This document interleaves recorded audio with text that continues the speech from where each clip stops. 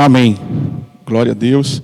Nós queríamos saudar neste momento a amada igreja, os amados irmãos, aqueles que estão nos acompanhando neste momento, para mais um culto de louvor, adoração e aprendizado da palavra de Deus. Como nós sempre dissemos, que este momento seja um momento de aprendizado teórica e que isso reflita em nossa vida prática. Porque não adianta conhecer a palavra, entender a palavra, sem que pratiquemos.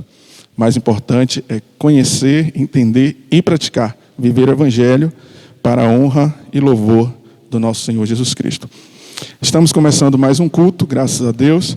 Nós queremos desde já agradecer a você que abriu a porta de sua casa, a internet da sua casa, para que estejamos com vocês, para passar esse momento com vocês. E agradecer, porque Deus tem aberto esse canal de bênção em nossas vidas. Embora estejamos passando por esse momento aí de Covid, esse momento em que precisamos, de fato, tomar providências que nos levam ao isolamento social, mas que tudo seja feito para a honra e para a glória de Deus. Eu queria convidar os amados que nos acompanham, a Igreja de Cristo, onde quer que esteja, ou aqueles que, de costume, aqueles que gostam e ouvem a palavra e nos acompanham, a abrir vossas Bíblias no livro de Salmos e vamos fazer a leitura do Salmo 24. Amém? E diz assim o Salmo 24. Do Senhor é a terra e tudo o que nela existe, o mundo e o que nele vive. Pois foi ele quem fundou sobre os mares, afirmou sobre as águas. Quem poderá subir o monte do Senhor? Quem poderá entrar no seu santo lugar? Aquele que tem as mãos limpas e o coração puro.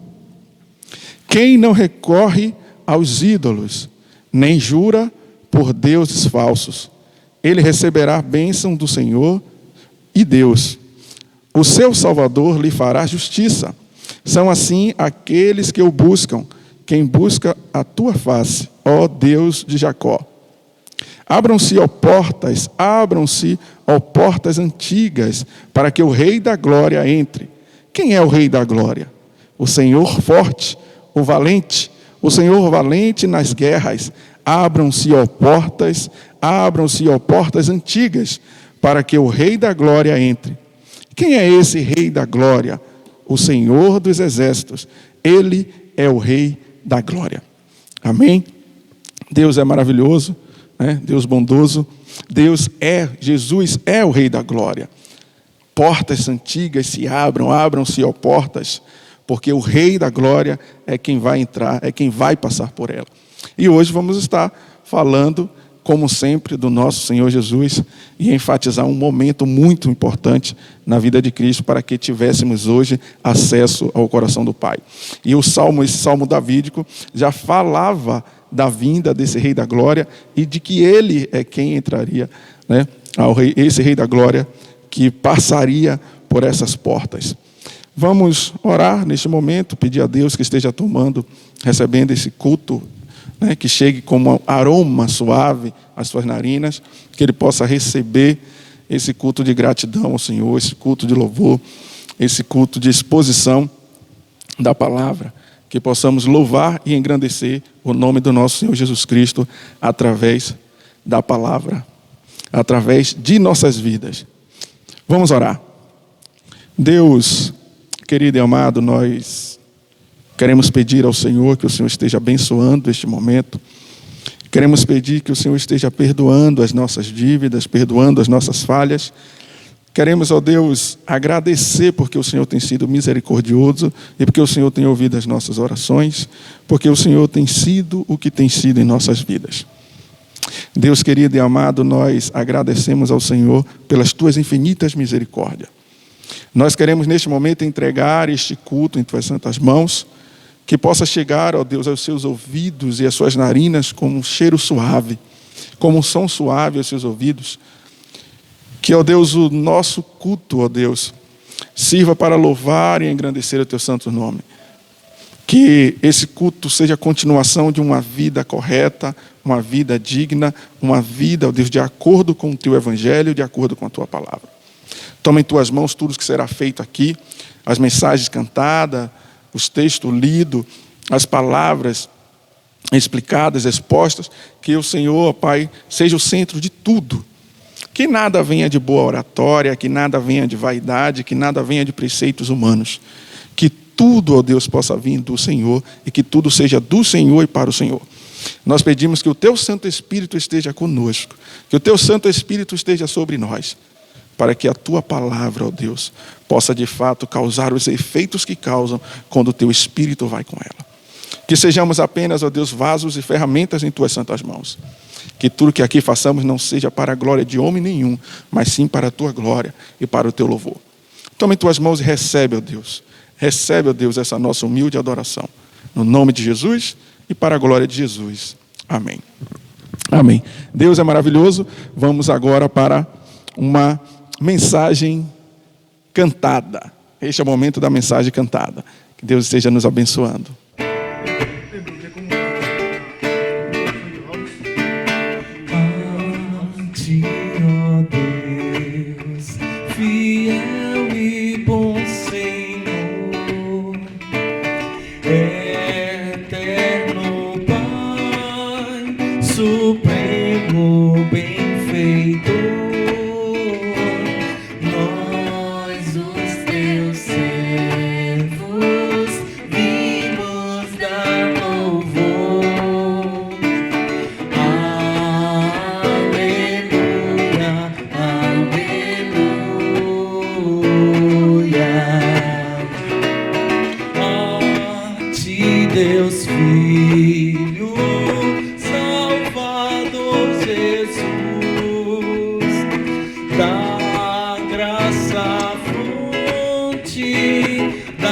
Verdade a luz,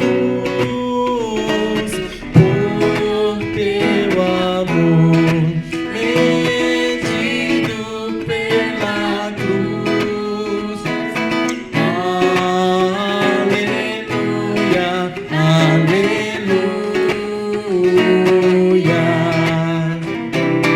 A Ti, ó Deus, real Consolador, divino fogo, santificador, que nos anime, nos acende o amor. Aleluia, aleluia.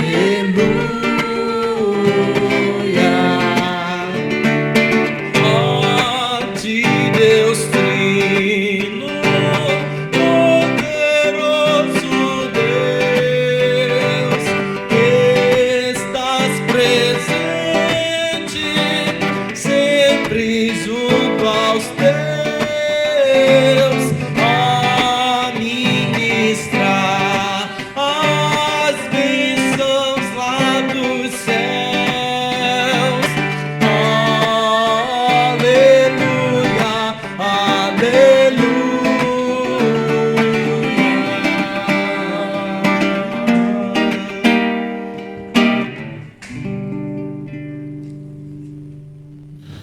Bom, após a mensagem cantada, como dissemos, vamos agora passar para o momento de tudo no altar.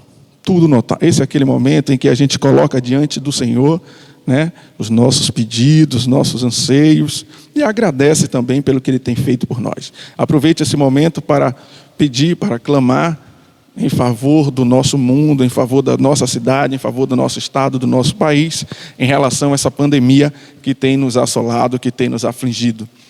Vamos orar neste momento, pedindo a Deus que nos abençoe, que nos proteja, que nos livre, e agradecer também pelas infinitas, ricas, pelas grandes misericórdias do Senhor que Deus tem derramado sobre nós. Amém? Deus querido e amado, nós queremos de forma muito humilde, Deus, nos colocar diante de Ti para Te pedir, ó Deus, e agradecer.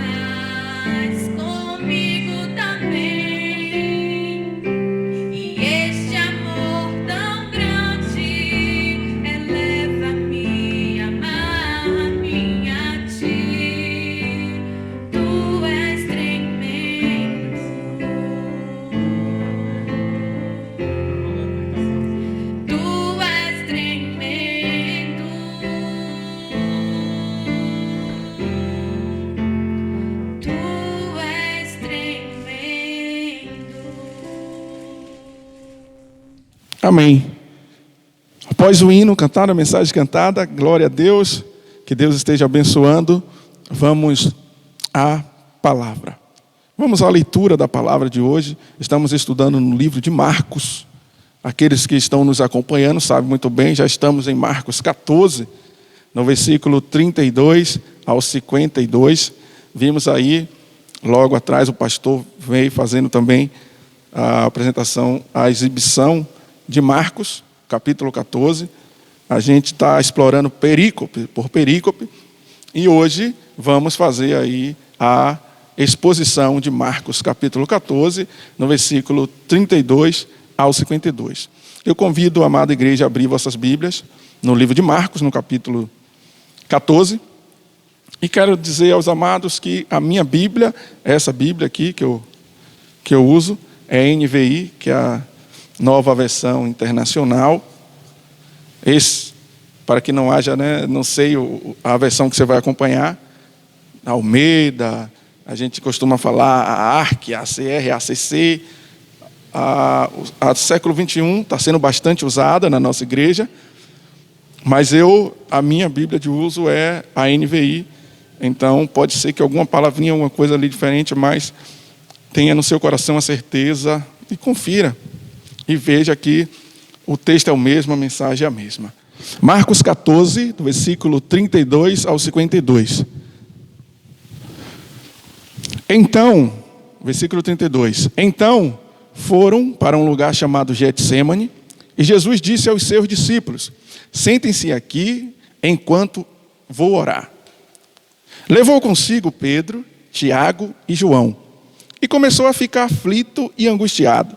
E lhes disse: a minha alma está profundamente triste, numa tristeza mortal. Fiquem aqui e vigiem.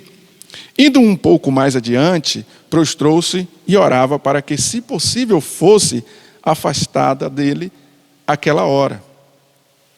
E dizia: Abba, Pai, tudo te é possível. Afasta de mim este cálice. Contudo, não seja o que eu quero, mas sim o que tu queres. Então voltou aos discípulos e o encontrou dormindo. Simão, disse ele a Pedro: você está dormindo? Não pode vigiar nem por 1 hora? Vigiem e orem, para que não caiam em tentação. O espírito está pronto, mas a carne é fraca. Mais uma vez ele se afastou e orou, repetindo as mesmas palavras. Quando voltou de novo, os encontrou dormindo, porque seus olhos estavam pesados. Eles não sabiam o que dizer.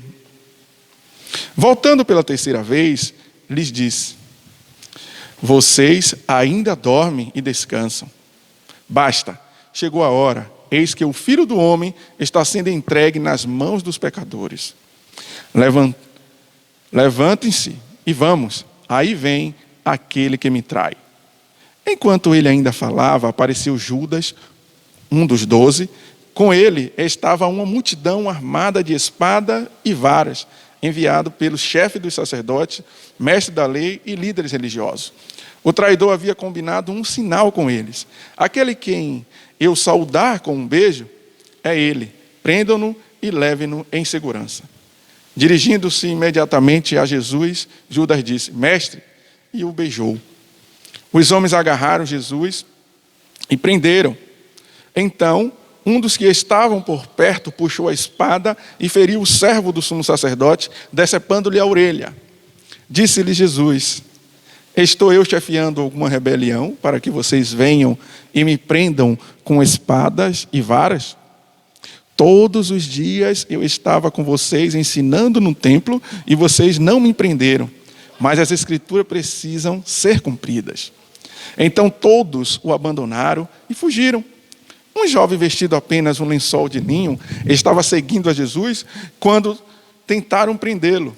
Ele fugiu nu, deixando o lençol para trás. Essa é a nossa perícope, que vai do versículo 32 ao 52. Vamos orar ao Senhor. Deus, querido e amado, nós queremos agradecer ao Senhor pela Tua palavra. Neste momento, Deus, nós queremos agradecer e pedir ao Senhor que abra, Deus, as nossas mentes, que abra os nossos corações, que o Senhor possa nos dar, ó Deus, entendimento, que o Senhor não nos fale por parábola, ó Deus, que o Senhor seja claro, ó Deus, aos nossos corações, e que, ó Deus, no nome de Jesus, o Teu Espírito more e habite em nós, para que não vivamos mais a nossa vida, mas a vida que o Senhor quer que vivamos. Que vivamos de acordo com a Tua vontade, que vivamos para o Teu louvor, que vivamos, ó Deus, para a Tua honra e para a Tua glória. No nome de Jesus, lança por terra, ó Deus, neste momento, toda a oratória daquele que está trazendo, ó Deus, a Tua palavra. Lança por terra, ó Deus, carisma, lança por terra vaidade, lança por terra, ó Deus, tudo aquilo que venha de homem. Que agora, ó Deus, a Tua palavra, que agora o Teu Espírito Santo fale conosco. Que o Teu Espírito Santo fale aos nossos corações. Que o Teu Espírito Santo reavive, reacenda a chama do Teu Evangelho em nossos corações e que vivamos para Te louvar e para Te engrandecer. Em nome de Jesus e para a glória de Jesus. Amém. A mensagem de hoje tem como título, como tema, o Rei dá sua vida em resgate de muitos. A gente já viu o Rei serve e dá sua vida, o Rei serve e ensina, o Rei. E este é o momento em que foi dito lá atrás pelos profetas, foi dito lá atrás, né? Foi previsto nos Salmos também, o Senhor falou lá em Gênesis. Este é o momento em que o Rei consolida essa entrega. Este é o momento agora em que o Rei dá a sua vida em resgate de muito. A vida do Rei é dele. Ele dá a vida. Ninguém toma, ninguém tira dele. Este é o momento do grande favor do Filho de Deus aos homens. Este é o momento de entrega. Para começar, seria bom que vocês que nos ouvem nesse momento pensassem na possibilidade de um advogado defendendo uma tese ou um acadêmico defendendo uma tese, uma teoria. Ele vai seguir pontos e pistas que referende e que prove que a sua teoria ou que sua tese é verdadeira. Ele vai seguir a linha que lhes dê, né, subsídio suficiente para provar aquilo. O advogado para provar a inocência do seu cliente. Um estudante, um acadêmico, vai tentar provar aquilo que ele está trazendo através do que outros falaram. O advogado vai provar, trazer provas suficientes para provar a inocência. Neste caso aqui, temos João Marcos está neste momento, a gente não pode esquecer que para trabalhar o Evangelho de Marcos, é imprescindível que se tenha em mente que João Marcos está defendendo uma tese bem simples. É simples a tese de João Marcos. Ele está defendendo que Jesus é Cristo, que Jesus é o Cristo de Deus, o servo sofredor de Isaías. Lá Isaías traz o servo sofredor. Marcos está tentando provar isso. Para tanto, ele segue fundamentando seus relatos nas profecias de Isaías e Malaquias. Isso fica bem claro no início do livro. Se você pegar aí o livro de Marcos e voltar no capítulo 1, né, Evangelho de Marcos, o que o Evangelho de Marcos vai dizer? Olha lá, o que é o Evangelho de Marcos? É a boa notícia que fala a respeito de Jesus Cristo, Filho de Deus. Começou a ser dado como o profeta, né, como o profeta Isaías tinha escrito. Ele escreveu o seguinte: Deus disse: eu enviarei o meu mensageiro adiante de vocês para preparar o seu caminho. E o profeta escreveu também: alguém está gritando no deserto, preparem o caminho para o Senhor passar, abram estradas retas para ele. Esse é o início, o prenúncio do livro de Marcos. Marcos deixa bem claro que aqui Jesus é o Cristo. Jesus é o Filho de Deus. Jesus é o servo sofredor que Isaías tanto fala lá, Isaías 52, Isaías 53, além de antes você vai ver Isaías falar muito do servo sofredor, que é o Cristo de Deus, o Messias. E Marcos vem e traz subsídio suficiente para provar que Jesus é esse Cristo, que Jesus é esse Messias, que Jesus é esse servo sofredor que Deus tinha prometido lá no Jardim do Éden. Que interessante, né? Que maravilha a Bíblia, a palavra do Senhor. Completíssima. E se completa nela mesma. Não tem por onde correr. Outro ponto muito importante é o público-alvo de João Marcos. Nós não podemos esquecer, né, que João Marcos, ele está escrevendo ali que os crentes em Roma, está escrevendo para os crentes em Roma, que estão sofrendo nas mãos do governo de Roma. É como se João Marcos tivesse assim: olha, vocês estão sofrendo, mas isso faz parte da vida neste mundo. Olha o Filho de Deus também sofreu. Ele morreu e morreu por nós. Esse é interessante. Esse é o público-alvo de João Marcos. João Marcos está provando e falando, mostrando para os crentes em Roma, os crentes que estão lá em Roma, que Jesus é o Cristo, é o Filho de Deus. Olha que tese simples. Para a gente hoje que temos a Bíblia, podemos ir lá e confrontar, ler, ver e perceber que Jesus é de fato esse Cristo de Deus. Neste momento, João Marcos estava provando para os crentes em Roma e confortando os crentes ali em Roma, para mostrar que este momento de dificuldade é normal na vida do ser humano, é normal na vida do crente, mas a vitória é certa, é garantida em Deus.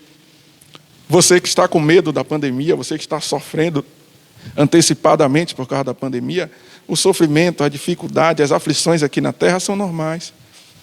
Haveremos de passar por isso. A própria palavra deixa isso claro.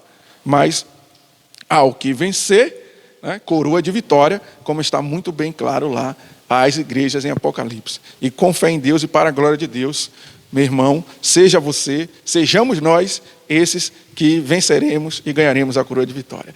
Vamos lá? Em Marcos 10, no versículo 45, a gente tem aí o cerne do livro de Marcos, diz assim: pois nem mesmo o Filho do Homem veio para ser servido, mas para servir e dar a sua vida em resgate por muito.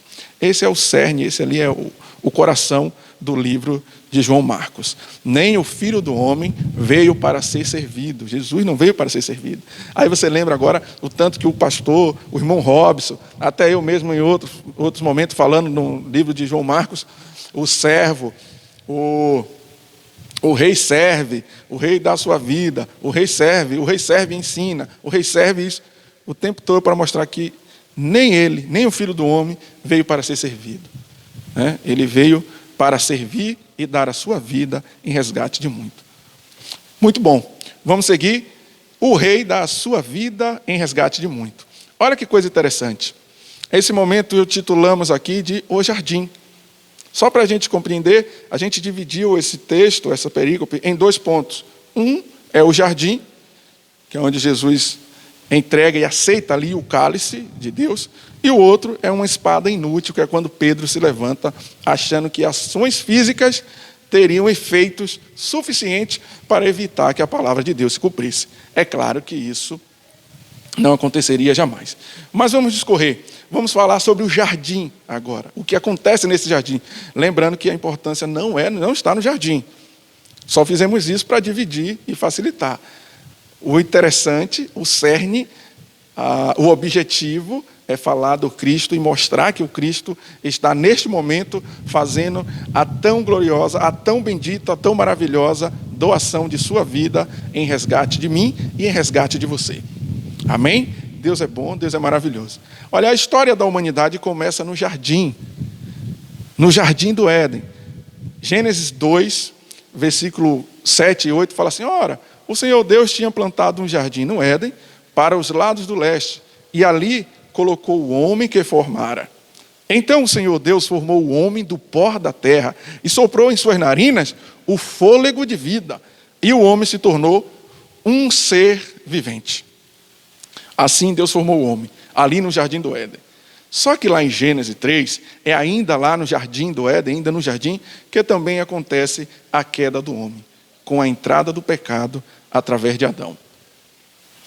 Adão vai e seduzido, né, pela sua esposa, seduzido por Eva, que fora seduzido pela serpente, por Satanás, aceita e permite que o pecado entre e cause todo esse estrago que causou na humanidade. Agora os eleitos de Deus anseiam por ir morar na cidade perfeita. A gente observar Apocalipse, Apocalipse 21 vai falar da cidade perfeita. A cidade que é perfeita em sua medida, é perfeita em tudo. É a cidade perfeita de Deus, que agora os eleitos estão esperando, anseiando por isso, e morar na cidade perfeita vinda da parte de Deus, a nova Jerusalém, né, que é descrita lá em Apocalipse. Mas entre o jardim, onde o homem falhou, e a cidade santa de Deus, existe outro jardim. É agora que a gente entra na situação do nosso jardim, o jardim do Getsêmani. Existe outro jardim, que é o jardim do Getsêmani. O jardim onde Jesus aceitou o cálice das mãos do Pai e entregou a sua vida em resgate de muitos, em resgate de mim. Como lá no jardim, no Éden, Adão permitiu que o pecado entrasse na humanidade. É no jardim também que o homem, esse homem sedento por entrar na cidade santa, nós, sedentos por acessar a cidade santa de Deus, vinda da parte de Deus, a Nova Jerusalém, é no jardim que temos esse acesso garantido, com a aceitação do cálice da parte de Deus, quando Jesus aceita ali. É muito importante lembrarmos que o primeiro Adão rebelou-se no jardim do Éden e introduziu no mundo o pecado e a morte.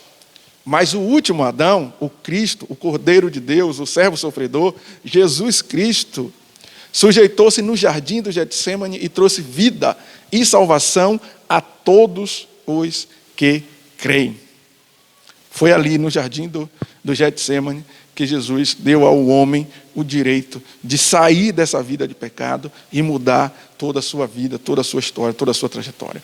Olha o que vai dizer em Coríntios 15, no versículo 45 e 47, diz assim: assim está escrito, o primeiro homem, Adão, tornou-se um ser vivente. O último Adão, espírito vivificante. Não foi o espiritual que veio antes, mas o natural. Depois dele, o espiritual. O primeiro homem era do pó da terra. O segundo homem, dos céus. O segundo Adão, no segundo jardim, Jesus, quando aceita ali o sacrifício, ele veio para nos vivificar. Ele é um homem espiritual, veio para nos vivificar.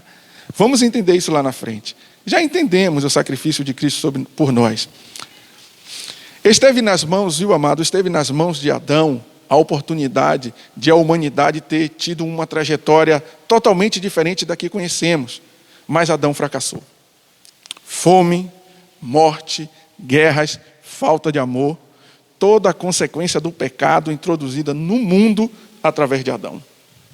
Claro que a gente não vai cobrar isso de Adão agora.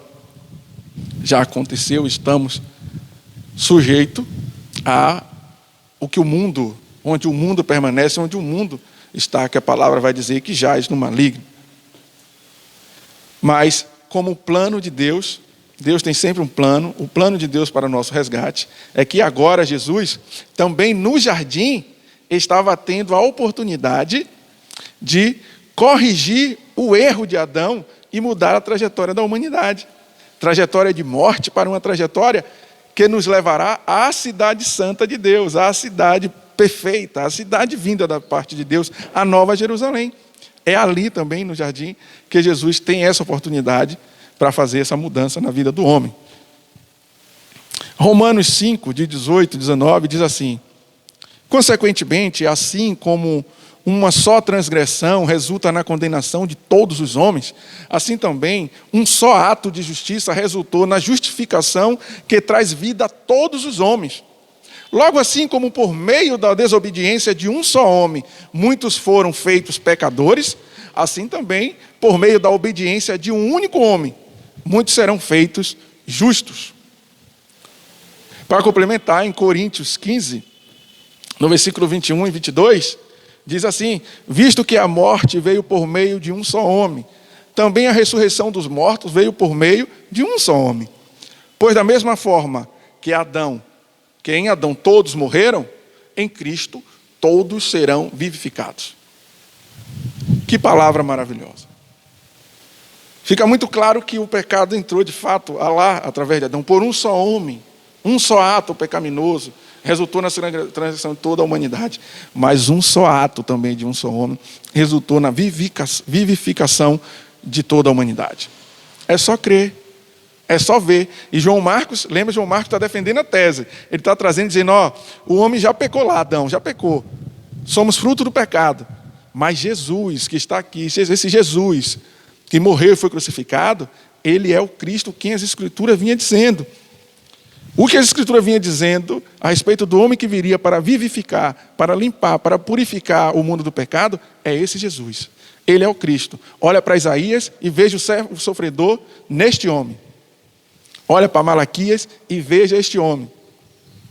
Olha lá para os Salmos, olha para os livros dos profetas e veja, este homem é o Cristo. Jesus é o Cristo de Deus. Jesus é o servo sofredor que Isaías tanto falou. Jesus é aquele que tira do mundo o pecado. Jesus sabia, viu, amados, da sua missão e do resultado dessa missão. Mas Jesus também sabia do cálice que ele teria que beber para completar a sua missão. Jesus sabia o que estava por vir. Jesus sabia o que ele padeceria para completar a missão que a ele fora dada. Olha que paralelo. No jardim do Éden, Adão só precisava dizer não. Foi oferecido a ele o direito de desobedecer a Deus. Foi oferecida a ele a oportunidade de desobedecer. Ele não foi forçado, foi oferecido. A oportunidade está aqui de desobedecer ou não, de obedecer a Deus ou desobedecer.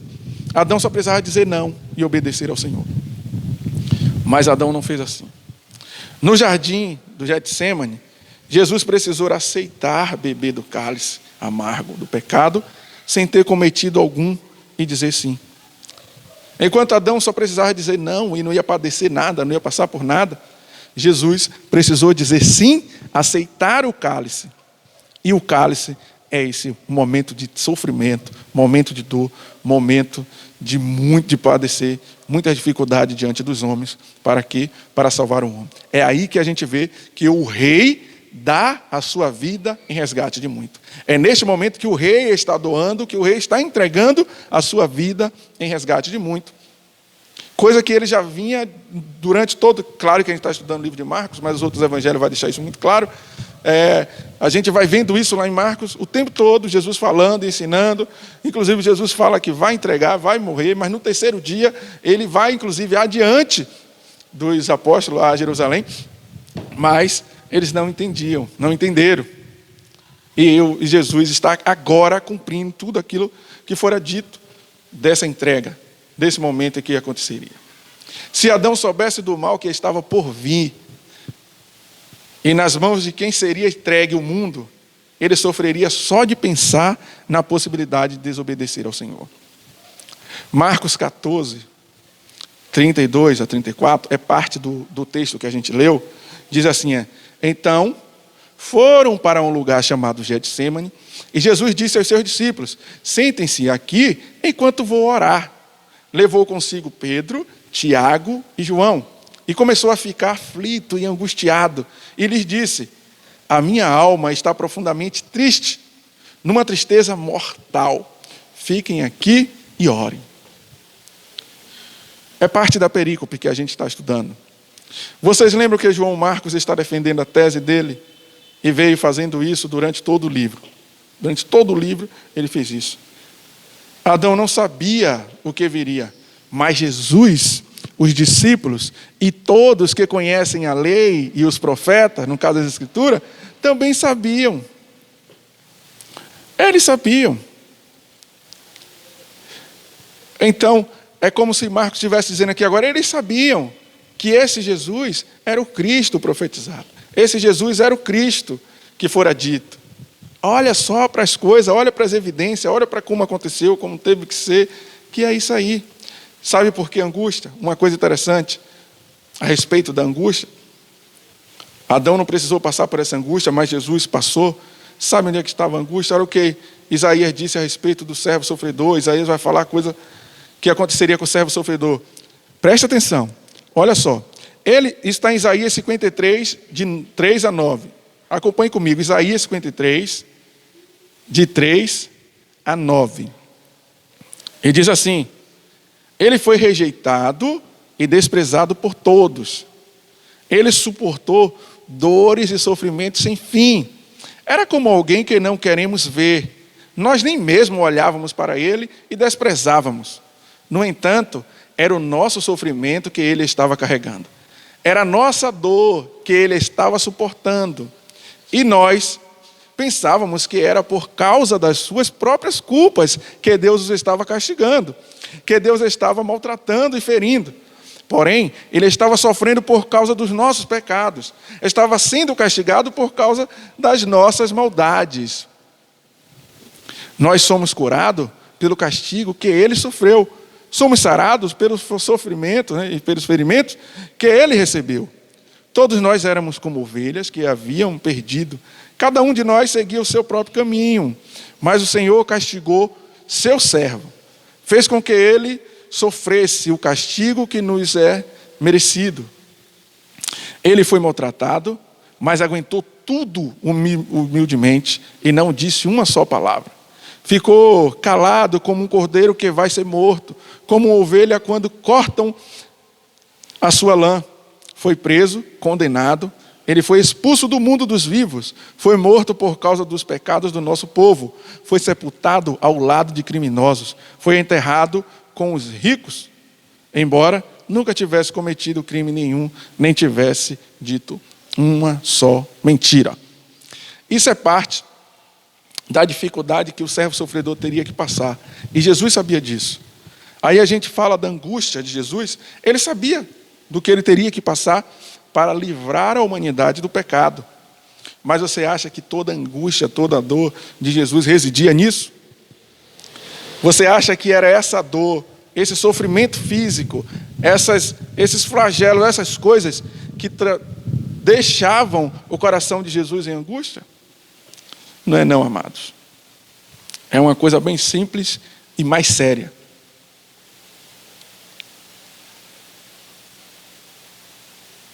Olha só, Marcos falando aos cristãos que estavam sofrendo em Roma, o servo do Senhor, o Cordeiro de Deus, o Cristo de Deus, também sofreu, também foi humilhado. Isso não foi por ele, foi por nós. Marcos reafirmando que o sofrimento de Cristo era por nós. A palavra está aí em Isaías.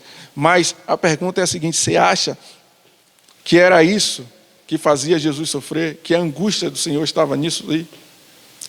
Jesus é o Filho de Deus. Ele sabia muito bem que seria ressuscitado dentre os mortos. Ele sabia. Vai sofrer, vai passar por isso. O seu corpo físico, a matéria vai passar por isso. Ele sabia de tudo que estava por vir nas horas subsequentes. Ele sabia sim. Mas o sofrimento de Jesus, olha que coisa interessante. Jesus seria humilhado, insultado e sofreria vergonha e dor na cruz. Mais do que isso, seria feito pecador por nós. Foram os nossos pecados que trouxeram Jesus até esse momento de agonia e sofrimento. O sofrimento maior. Sim, eu entendo sim que as dores físicas que estavam por vir pudessem causar um certo sofrimento a Jesus, mas tem coisas que lhe deixavam com a maior agonia. Veja o que diz aqui. Pergunto eu, faço uma pergunta retórica. E lhe pergunto: qual é o salário do pecado? O salário do pecado é a morte. Todos nós sabemos. Não é isso? Sabemos, o salário do pecado é a morte. Ao aceitar o cálice, Jesus estava assumindo o pecado da humanidade. E o pecado afasta o homem de Deus. O que é que o pecado faz? O que é morte? É o homem estar afastado de Deus. É o homem estar separado de Deus. Isso trazia agonia ao coração de Jesus. Isso trazia aflição ao coração de Jesus. Isso deixava Jesus numa expectativa terrível, porque ele seria feito pecador, porque ele passaria pelas dores, não só por isso, mas porque seria afastado de Deus. Porque enquanto pecador, Jesus não podia estar ligado a Deus. Aqueles que acreditam que Jesus passou por todo aquele sofrimento porque era santo, porque era Deus, não. Fica claro aqui que neste momento de dor e de sofrimento, Jesus estava passando como homem. E o medo dele não era dos flagelos, era justamente de estar afastado de Deus. Era a expectativa de ser separado de Deus, a expectativa de se afastar da glória de Deus. Isso causava em Jesus uma tremenda agonia. Isso deixava ele em sofrimento. Lucas vai dizer, em Lucas 22, 43 e 44, então um anjo do Senhor apareceu e o animava.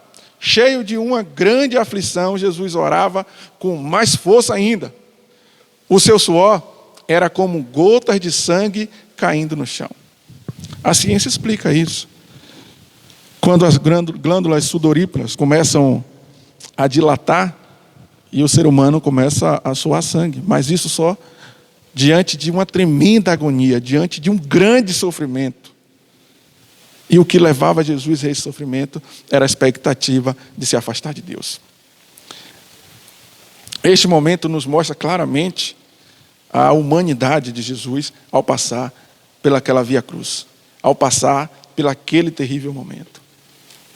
Você que acreditava que Jesus só passou pelo que passou. Tem um filme dirigido por Mel Gibson, que foi descrito pela crítica aí como o mais violento da crucificação de Cristo, e também descrito por estudiosos o que mais se aproximou do real sofrimento que Jesus passou. Mas não era aquele sofrimento que Jesus temia, mas sim o sofrimento da morte de estar afastado de Cristo, de Deus, do pecado de estar afastado de Deus. Mas ele sabia também que quando ele consumasse, quando ele entregasse, o seu Pai o honraria e de novo ele estaria com seu Pai e de novo como Deus. É triste, viu, amados? É muito triste vermos as pessoas tratarem o pecado com tanta naturalidade.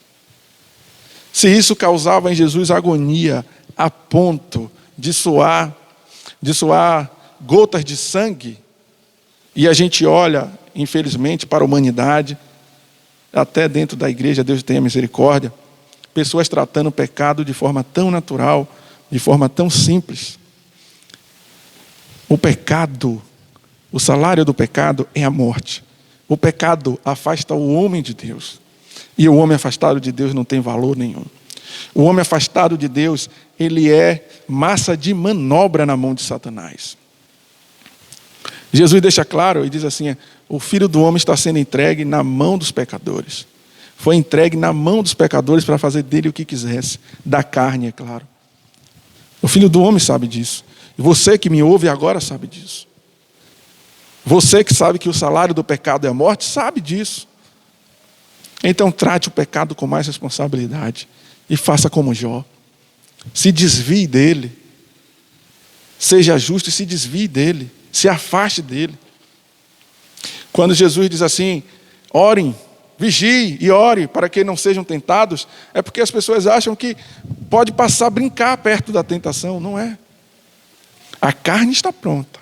Ou o espírito está pronto, é forte, mas a carne é fraca. Então não dê espaço, amados, para o pecado. Não dê espaço para a possibilidade do pecado, porque o pecado traz a morte, o afastamento do homem de Deus. Jesus sabia disso tudo. Era isso que trazia grande agonia a Deus. Mas ele já tinha proposto, ele tinha descido com o propósito de entregar a sua vida em resgate de muitos. O rei dá a sua vida em resgate de muitos. Não deixe que o pecado arrebate você das mãos desse rei. Porque esse rei veio para resgatar-nos. Esse rei veio para nos resgatar e tirarmos do cativo do pecado. Porque aquele que crê e aceita Cristo, ele é liberto do pecado. Você que até hoje, mesmo estando numa igreja, tendo uma formação religiosa, brincou com o pecado, Deus tem misericórdia de sua vida. Essa é a oportunidade que você está tendo, está sendo avisado, sinalizado para mudar. Deus tem misericórdia de nós. Não brinquemos, não demos espaços ao pecado. O pecado mata o homem, o pecado afasta o homem de Deus. E o homem afastado de Deus é massa de manobra. E Deus já enviou a sua carta para nos resgatar, que foi o seu Filho amado, o Filho do homem. É João Marcos dizendo lá para os crentes em Roma: ó, o Filho de Deus já veio, o Cristo de Deus está aí, o servo sofredor, aquele que Deus enviaria para limpar o pecado da face da terra, já veio. Este é Jesus. E Marcos vai provando. Isaías diz assim, e aqui diz assim, e Malaquias diz assim, e vai provando, até aqui a gente está vendo. A gente vai ver agora, amados, no jardim, que é o próximo ponto, uma espada. A gente viu o jardim, a gente vai ver uma espada inútil. Mais uma vez a palavra de Deus se cumprindo. Quem tem acompanhado, viu aí há duas mensagens atrás, ou você volta o livro, né, também de Marcos, e vê Jesus na ceia, informando do que aconteceria com Pedro. Jesus na ceia informando do que aconteceria com ele. E a gente está vendo o realizar. Jesus diz, avisa, vai ser assim, assim vai. Porque as Escrituras têm que se cumprir. Tem que se cumprir o que está escrito. E Marcos dizendo aos amados cristãos ali em Roma, é assim. As Escrituras disseram assim e assim foi com Jesus. As Escrituras disseram que assim seria e assim foi. Porque Jesus é o Cristo. Jesus é o Filho de Deus. Jesus é o Messias. Amém? Vamos seguir porque o Rei dá a sua vida em resgate de muitos. A gente vai ver isso em Marcos agora 43 e 44. A gente viu Marcos 33 e 34, a parte da perícope. Não foi proposital não, irmão, mas Deus é bom. Para a gente não reler tudo, a gente pega flashes em um texto para poder completar. Mas a gente leu no início já essa perícope, e a gente pegou parte da perícope para ir explanando acerca do tema, que é o Rei dar a sua vida em resgate de muito. A gente viu que lá no jardim Jesus consolida isso, confirma isso, realiza. É mais um ponto para a gente crer e para aqueles que os receptores de Marcos ver. Não, aqui está acontecendo aquilo que foi dito. E mais uma vez a gente vai ver em uma espada inútil que o Rei dá a sua vida em resgate de muito. Marcos 14, 43 a 44 diz assim: enquanto ele ainda falava, apareceu Judas, um dos 12. Com ele estava uma multidão armada de espadas e varas, enviados pelos chefes dos sacerdotes, mestres da lei e líderes religiosos. O traidor havia combinado um sinal com eles: aquele a quem eu saudar com um beijo, ele é. Prendam-no e levem-no em segurança. Aqui se cumpre o que Jesus havia dito a respeito do traidor, onde Judas se revela como tal. Jesus tinha dito lá atrás, em Marcos 14, 18, 21, que o Filho do Homem vai como está escrito a seu respeito, mas ai daquele que trair o Filho do Homem. Melhor lhe seria não haver nascido. Quando estava comendo, reclinando à mesa, Jesus disse: digo que certamente um de vocês me trairá. Alguém que está comendo comigo. Eles ficaram tristes e um por um lhe disseram: com certeza não sou eu. Afirmou Jesus: é um dos 12, alguém que come comigo no mesmo prato. E assim foi. É o próprio livro de Marcos referendando aquilo que ele está defendendo, enviando ali para os amados irmãos lá em Roma. E para a gente, claro, aqueles que ainda não acreditam que a Bíblia se completa e que a Bíblia é a palavra de Deus, vão vendo aí. Sejam bereanos. Busque na sua Bíblia, confirme e veja se o seu interlocutor não está lhe trazendo mentira, se não está lhe trazendo o evangelho anátema. Deus tenha misericórdia de nossas vidas. Amém? Deus é bom demais. Deus é maravilhoso. Vamos seguir. O comportamento de Jesus é surpreendente, amados, diante de seu traidor. Tanto na Páscoa, quanto no Getsêmani. A reação de Jesus na Páscoa já foi trazida, o pastor Antônio trouxe, explicou aqui. Jesus sentou, claro que entre eles, só Judas sabia que era o traidor. E Jesus sabia, e entre os discípulos só Judas sabia. E Jesus tratou todos eles da mesma forma, com serenidade, com respeito e com amor. Porque Jesus sabia que a palavra tinha que se cumprir. O Filho do Homem vai como está escrito. As coisas que está escrito ao seu respeito tem que acontecer. É por isso que Jesus agora no Getsêmani se encontra naquele momento: se for possível, Senhor, passa de mim o cálice, meu Pai. Se for possível, Pai, passa. Mas não seja conforme a minha vontade, conforme a sua. Porque foi o Senhor que planejou. Eu sou obediente ao Senhor. Olha a obediência de Jesus. Aprendamos, olhemos para Cristo e aprendamos com Ele. Veja a obediência de Cristo. Jesus sabe o cálice que ele tem que beber, Jesus sabe o que ele vai passar, mas assim, Senhor, o meu coração está aflito, eu estou sofrendo com isso, mas não é a minha vontade, é a sua. Não é a minha vontade, é de Deus. Quantas vezes você é posto em situações em que você precisa fazer a vontade de Deus para honrar o Senhor, ou fazer a vontade dos homens para não ficar em maus lençóis? O medo de perder o emprego, o medo de ser chacoteado, o medo de ser ali talvez o careta, você pega e abre mão da oportunidade de obedecer a Deus e louvar o Senhor e faz como Adão. Deus tenha misericórdia de nossas vidas nesse sentido. Amém? O comportamento de Jesus é surpreendente. Isso eu já falei, tal, se não é leitura. Jesus reage de forma santa. Jesus reage de forma santa no prenúncio do seu traidor. Quando não realizar, né, e tanto quanto não realizar da traição. Em Mateus vemos que Jesus chama Judas de amigo.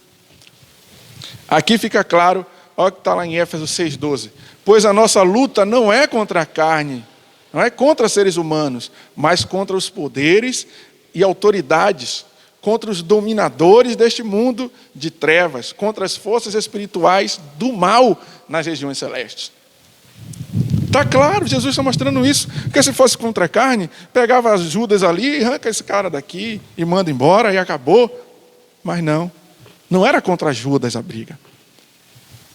É contra Satanás, é contra as potestades espirituais dominadoras desse mundo. Quando alguém chega até você com uma proposta que vai desagradar ao Senhor, não é aquela pessoa simplesmente está fazendo aquilo. É Satanás querendo ceifar você da presença do Senhor. Não olhe para o propositor como se ele fosse a intenção dele te afastar de Deus. Mas sim, é Satanás usando para te lançar e te ceifar da presença de Deus. Muito cuidado com as oportunidades que lhe são dadas.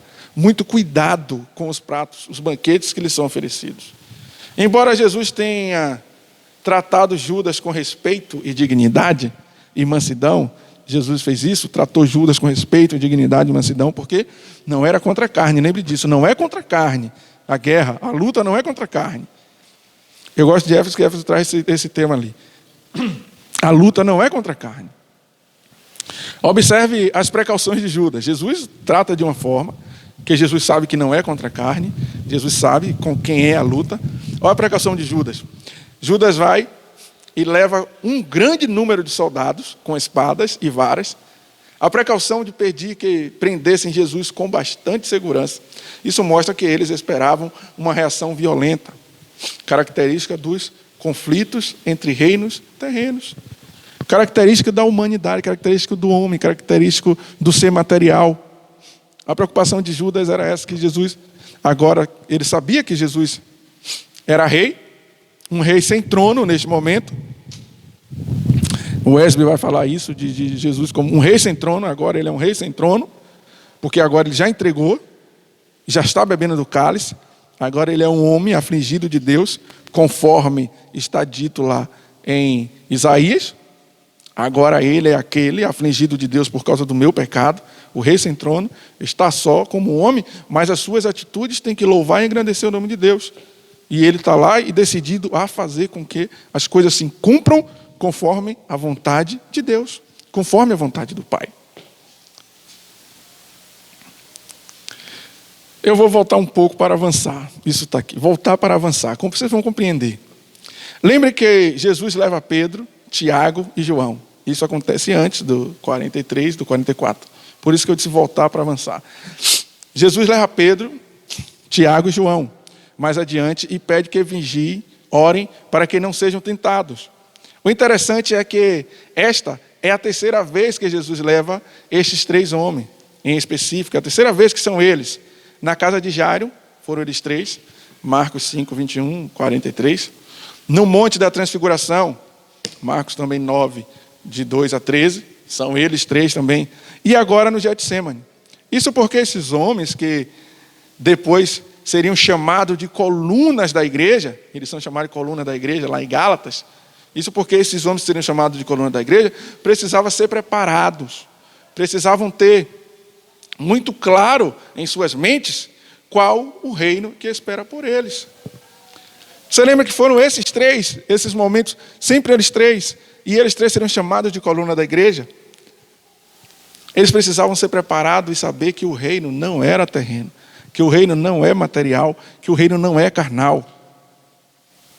Gálatas 2:9 diz assim: reconhecendo a graça que me fora concedida, Tiago, Pedro e João, tidos como colunas, estenderam a mão de Deus a mim e a Barnabé em sinal de comunhão. Isso é quando a igreja em Jerusalém aceita Paulo e Barnabé, né? E também serve para referendar aqui a fala que eu disse, que lá na frente eles seriam chamados de coluna de igreja. É justamente aí quando Paulo está se referindo a eles três. Marcos 14:38 diz assim: vigiem e orem para que não caiam em tentação. O espírito está pronto, mas a carne é fraca. Além da preocupação de Jesus com o que está para acontecer com ele, existe ainda o zelo, o cuidado com os discípulos, que parece não compreender qual o reino que Jesus vinha falando o tempo todo. Amados, isso é interessante, sabe por quê? Não é só os apóstolos. Infelizmente, a gente vê ainda na terra, nos dias de hoje, uma igreja, não vou dizer a igreja completa, mas muitos crentes, muito mesmo, uma parte muito grande da igreja, ainda olha para essa terra como se aqui fosse a recompensa dos santos. Muita gente olha para Cristo, olha para o Evangelho, achando que o reino seria aqui. Prosperidade, fartura, gozo, lugar de paz, lugar de tranquilidade. Não é. Este mundo jaz no maligno. O lugar onde vamos habitar com Deus não é aqui. O reino, o qual Deus nos resgatou para louvar e engrandecer o nome do Pai dele, na cidade santa, não é aqui. Tem pessoas que estão presas demais às coisas daqui. As pessoas esquecem de ser generosas, esquecem que nada é delas, esquecem que temos apenas o privilégio de administrar 90% daquilo que vem a nós. Não estou falando só de dinheiro, estou falando de tempo, estou falando de dedicação, estou falando de tudo. Esquece que a família não é dele, nada é dele, tudo é de Deus. Está lá, o Salmo fica muito claro quando diz: do Senhor é a terra e tudo que nela existe, tudo é de Deus. Mas mesmo aqueles homens que seriam chamados de coluna da igreja lá na frente, agora agem como se o reino fosse aqui. Como a gente vai ver na sequência como é que isso acontece. Uma comparação dos relatos dos evangelhos mostra que Jesus orou 3 vezes sobre o cálice e voltou 3 vezes para os discípulos, encontrando-os adormecidos. Sabe por quê? Eles não faziam ideia das provações e do perigo diante deles. Jesus sabia que a profecia tinha que se cumprir. A gente vai falar de uma situação em que Pedro precisava estar atento sequencialmente naquela hora. Mas olhando para hoje, a gente ainda vê gente, pessoas, às vezes nós mesmos, quantas vezes nos pegamos achando que o que sabemos é suficiente para vencer as tentações. O que sabemos é suficiente para passar pelas provações. E esquecemos que nós não somos deste mundo, somos de Cristo. Estamos no mundo, mas não somos deste mundo. E Jesus sabia justamente que a profecia tinha que se cumprir. Olha o que vai dizer Marcos 14:27. Disse-lhe Jesus: vocês todos me abandonarão, pois está escrito: ferirei o pastor e as ovelhas serão dispersas. Vocês lembram que Marcos está escrevendo para os irmãos em Roma? Deixa eu me debruçar aqui. Vocês lembram? Marcos está escrevendo para os irmãos em Roma. Ele está mostrando que Jesus é de fato o Cristo de Deus. E essa fala de Marcos 14:27 é que fora profetizada lá em Zacarias.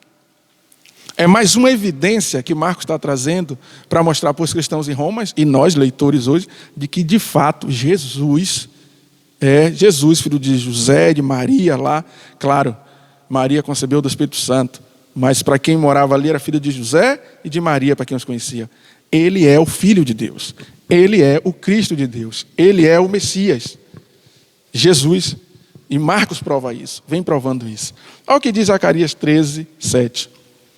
Levante-se, ó espada, contra o meu pastor, contra o meu companheiro, declara o Senhor dos exércitos.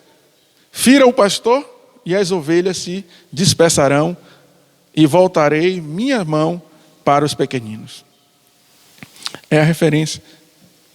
Aí, Marcos vem dizendo o tempo todo, e o próprio Jesus provando e reafirmando suas coisas. A palavra diz assim, e assim tem que ser. Senhor, Pai, afasta de mim o cálice, mas não faça conforme a minha vontade, tem que ser conforme a sua, porque a palavra tem que se cumprir. Judas vai, traz Jesus para se cumprir, porque o Filho do Homem vai, tudo que está escrito a respeito dele, irá se cumprir, assim tem que ser.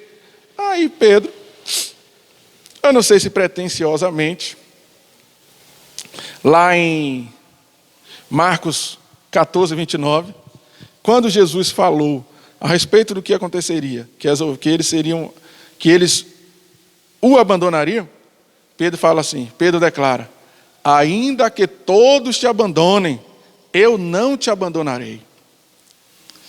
Eu acho excelente a tradução deste momento em Mateus. Repare o que Pedro diz.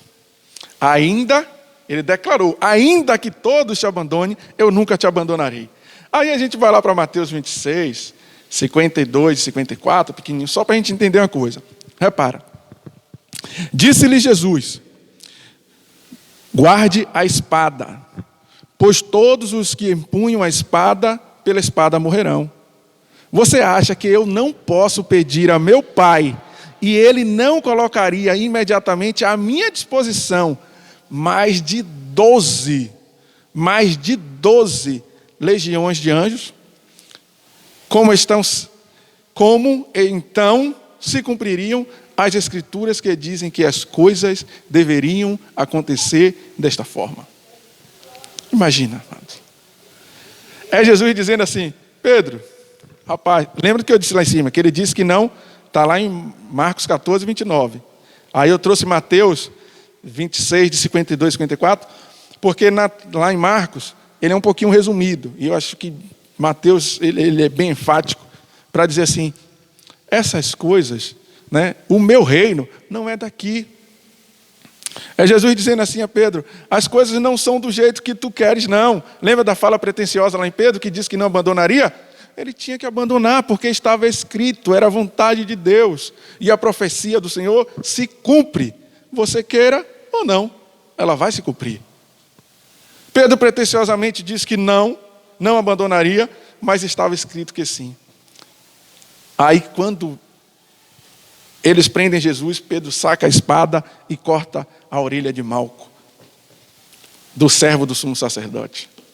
Aí Jesus manda ele guardar e diz, você acha que se eu precisasse, se fosse aqui, meu pai não mandaria aí miríades de anjos, 12, em Mateus a gente vai ver 12 legiões, mais de 12 legiões de anjos? Quem ia ganhar essa guerra para Jesus? É como eu já disse, as coisas não são do jeito que tu queres não, querido. Não é do jeito que tu quer não, meu querido. Elas são do jeito que o meu Pai quer, é Jesus dizendo. Você não aprendeu nada, Jesus dizendo a Pedro, você não aprendeu nada. Foi dito, foi ensinado, foi mostrado. Houveram momentos em que Jesus falava para a multidão e houveram momentos em que Jesus se reuniu com os seus discípulos para ensinar especificamente a eles. E a gente vai ver nos últimos capítulos essa necessidade de Jesus ali com eles, chamando eles e ensinando eles. Esse momento no Getsemane era um momento deles. Era um momento deles de estarem ali. Inclusive o rapaz que é citado lá como um jovem nu, ele estava seguindo, ele foi espiar o que não cabia a ele. Aquela reunião era só para os discípulos. Era um momento íntimo e Jesus mostrava e ensinava. E Pedro vai pretensiosamente, não sei, fala que não abandonaria. Mas é para que se cumpra também parte das escrituras. Você vai ver lá na frente, não sei se com Robson ou com o pastor Antônio. Deus é bom e maravilhoso. Lembre disso, amados, não é do jeito que você quer. É do jeito que Deus quer. Você pode até teimar e querer fazer do seu jeito, mas vai quebrar a cara. Porque as coisas vão acontecer do jeito que Deus planejou. Amém? Amém por isso. Deus é bom demais. É do jeitinho que está escrito que as coisas vão acontecer. Não tem para onde correr. Guarda a sua espada e segue o plano. A gente viu lá na IBD uma pergunta que o irmão Robson fez a respeito de o que é necessário para seguir em paz, para estar em paz com os amados, viver em paz no mundo, né? Coisa nesse sentido. Aí eu coloquei assim: seguir a paz com todos e a santificação, sem a qual ninguém verá o Senhor. É a própria palavra. A palavra precisa se cumprir, né? Guarda a sua espada, guarda os seus preceitos, guarda o que você acha que é e não é, e segue o plano. Está aqui o manual, está aqui o plano. Segue o plano, porque este plano vai se cumprir. Não tem para onde correr, não tem para onde ir. O plano de Deus vai se cumprir. Vamos seguir, para não ficar cansativo. Vimos isso na mensagem passada. Para que gritar? Para que brigar? Para que querer chorar? Para que se apavorar?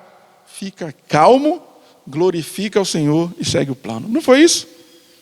Fica calmo, glorifica e segue. A gente aprendeu isso quando o pastor estava ensinando, expondo a respeito de como era a ceia. Começava-se a ceia cantando e glorificando, e terminava-se cantando e glorificando. Os discípulos estavam alegres, estavam ceando com o Senhor, não tinham compreendido ainda de fato o que iria acontecer, mas Jesus sabia o que iria passar, o que ia padecer, mas estava com seus discípulos cantando e glorificando. Sabia que a parte do plano que vinha agora era uma parte terrível, mas ele estava seguindo o plano. Segue o plano.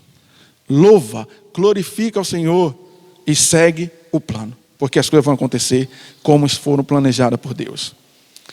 Amados, o Rei dá a sua vida em resgate de muitos. Daqui a 3 dias nos veremos novamente. Foi o que Jesus tinha dito. E Pedro não tinha entendido isso. E possivelmente muitos não tinham entendido isso. Você imagina quantos que deixaram de seguir quando viram que foram capturados, que Jesus fora capturado. Quando viram que Jesus foi maltratado e foi crucificado. Quantos deixaram de seguir porque só via o plano material, só viram o plano terreno, só viram o plano do hoje, não viram o futuro, não viram como Jesus diz: daqui a 3 dias eu vou ressuscitar, eu vou adiante de vocês para Jerusalém. Segue o plano, amado. Conheça o plano. Uma necessidade extrema também é conhecer o plano. Conheça o plano e segue o plano de Deus, e tudo vai ficar bem. Vimos aqui, na mensagem hoje, vimos de forma muito clara, eu espero, no seu coração, no meu coração ficou muito claro, há tempo que eu venho estudando a mensagem. Vimos que precisamos orar e vigiar a todo tempo para não sermos tentados.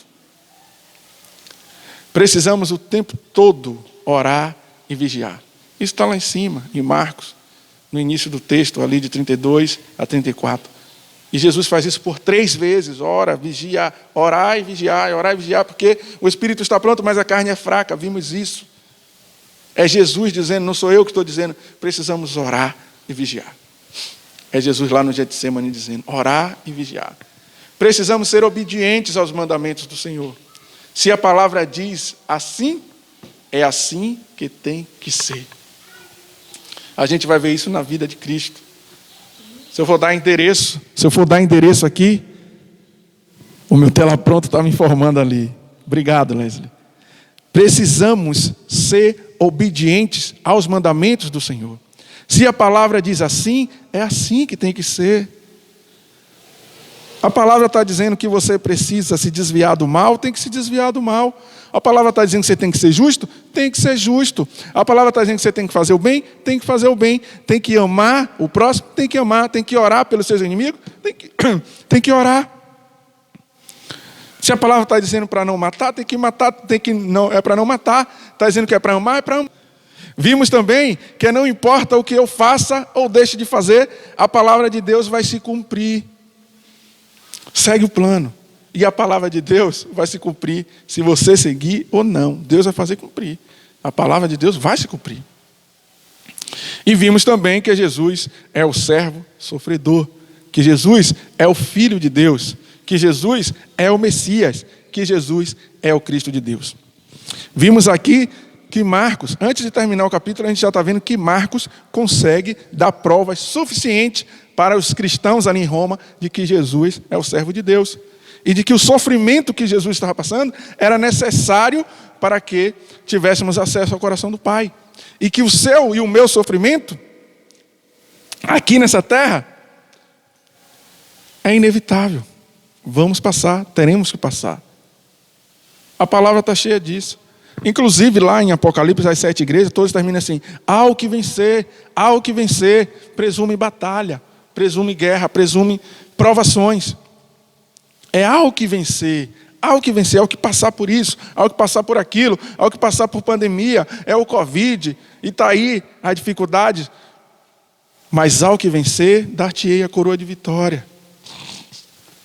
É nome no livro da vida e tantos mais. Vimos isso. Vimos o rei dando a sua vida em resgate de muito. Aqui é o ato de entrega do rei, dando a sua vida em resgate de muito.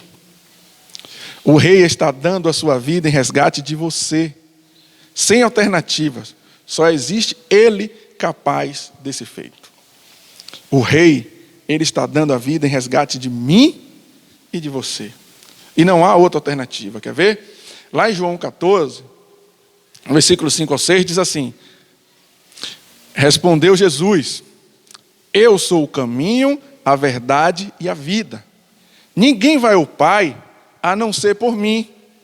Aí Tomé faz assim. Porque era só os 6 ali. Só que Tomé faz assim. Disse-lhe Tomé: Senhor, não sabemos para onde vais. Como então podemos saber o caminho? Aí Jesus diz assim: rapaz, o caminho sou eu. Não tem outro. Como é que você não sabe? Eu já disse lá em cima: eu sou o caminho, a verdade e a vida. Ninguém vai ao Pai senão por mim. Aí muita gente fica dizendo assim: ah, não, mas para os índios, adorar não sei quem é o caminho que leva a Deus. Para não sei quem, adorar o sol é o caminho que leva a Deus. Para os budistas, Buda. Para os macumbeiros, não sei quem. Para não sei quem, não sei quem. E são vários caminhos e todos levam a Deus. Mentira. Mentira. O próprio Jesus, ele vai dizer: eu sou o caminho, a verdade e a vida. Ninguém vai ao Pai senão por mim. Não fique igual Tomé nesse negócio. Ah, Senhor, não sabemos para onde vais. Como então podemos saber o caminho? Você não precisa. O caminho sou eu. Eu sou o caminho. Não entendeu não? Não entendeu não, filho? Não entendeu não, filhão?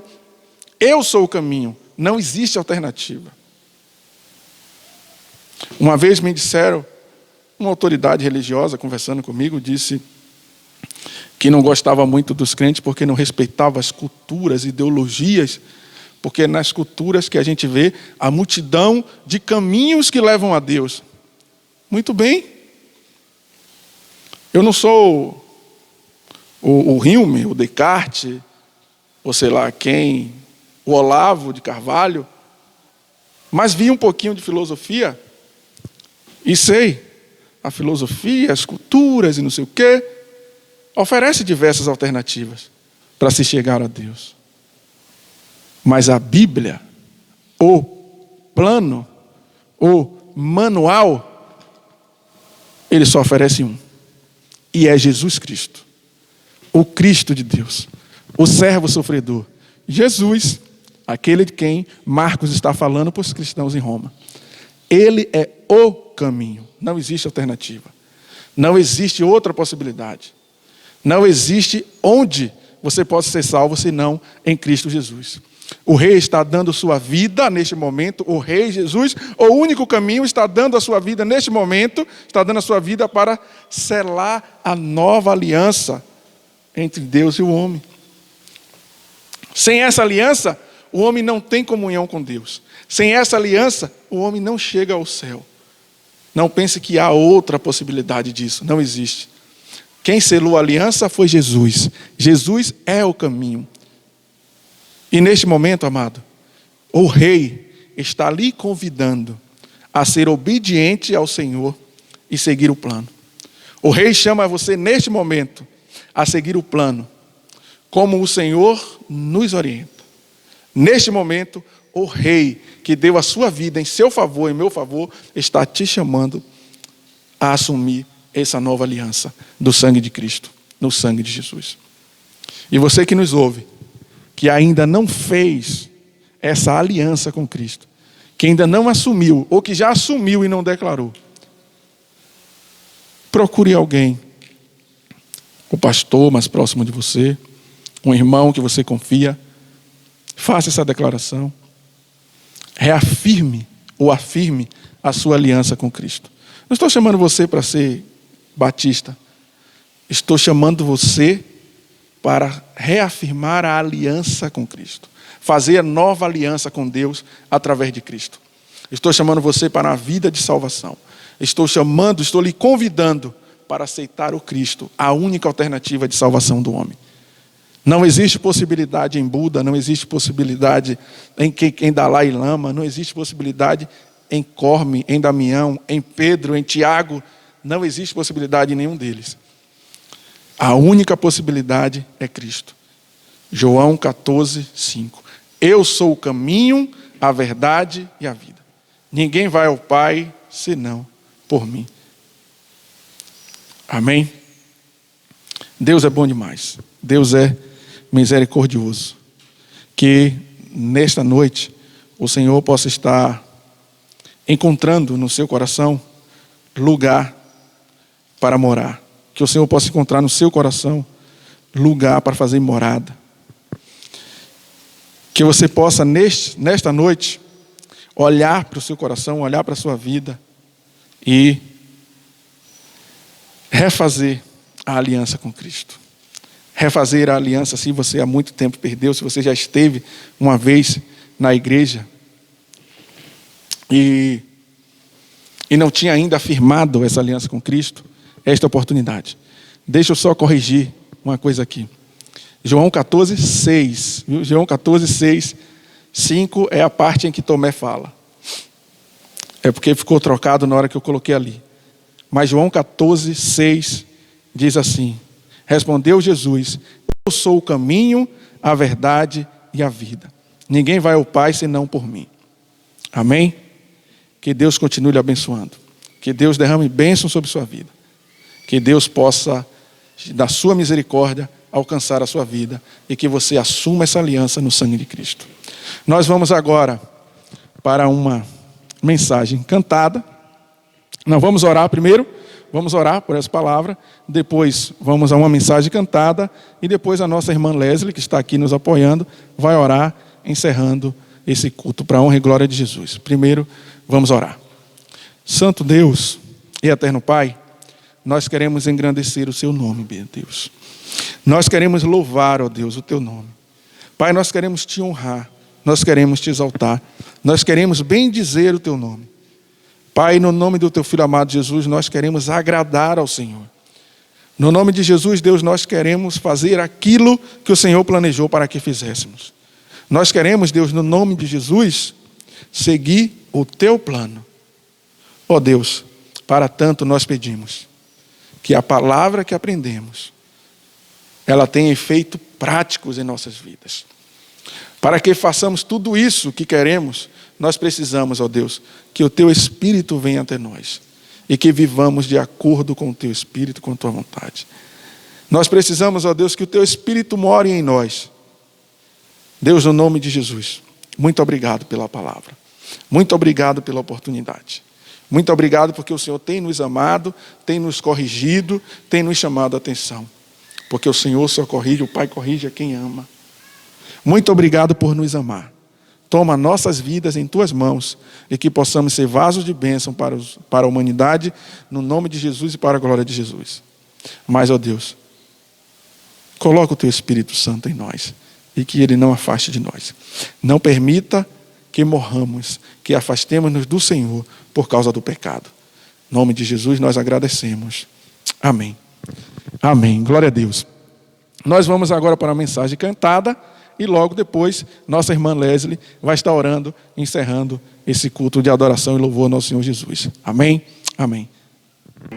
Tu és a minha luz, a minha salvação, e a ti me renderei.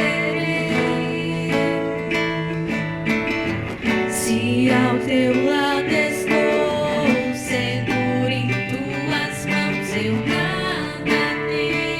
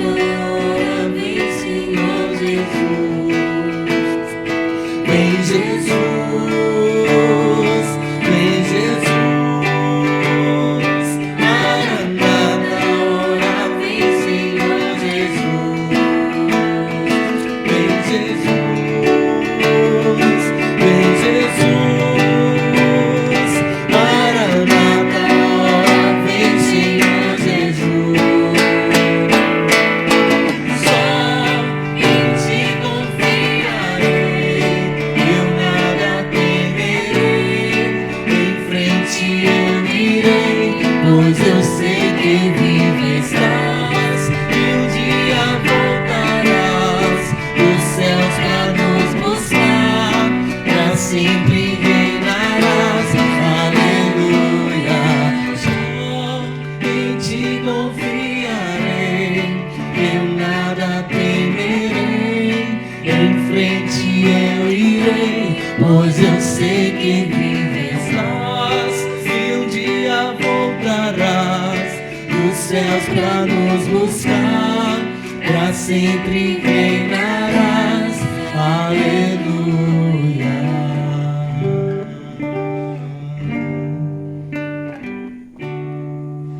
Papai do céu, obrigada por mais um dia, obrigada pelo culto, muito obrigada por cada um de nós.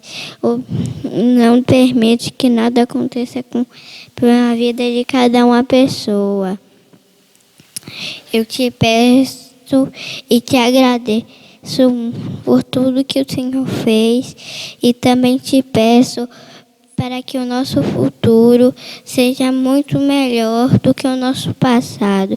Em nome de Jesus, amém.